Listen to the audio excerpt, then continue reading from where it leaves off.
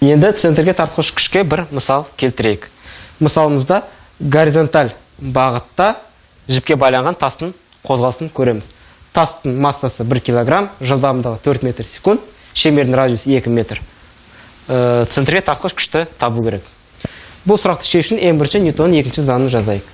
Сигма F тен МА. Енді бізде қозғалыс шеңбер бойымен болғандықтан үдеуде центрге тартқыш болады.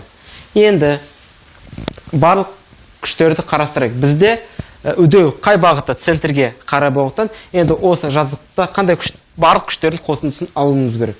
Бізде мына жерде тек қана жіптің керілу күші бар.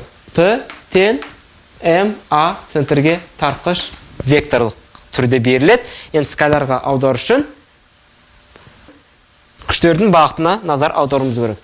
Енді мына жерде ортақ бізге ереже, үдеудің бағытын біз әрқашанда плюс деп аламыз, үдеуге қарсы бағытты біз әрқашанда минус деп аламыз. Сондықтан мына жерде жіптің керілу күші үдеудің бағытымен болғандықтан оны плюспен аударамыз. Онда не болады? Плюс Т тен МА центрге тартқыш.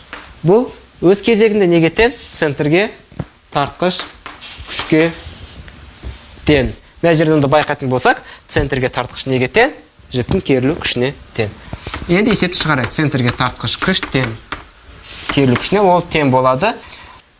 Центрге тартқыш үдеуді ашатын болсақ, ол тең болады МВ квадрат бөлінген R. Енді сандарды орнына қоямыз.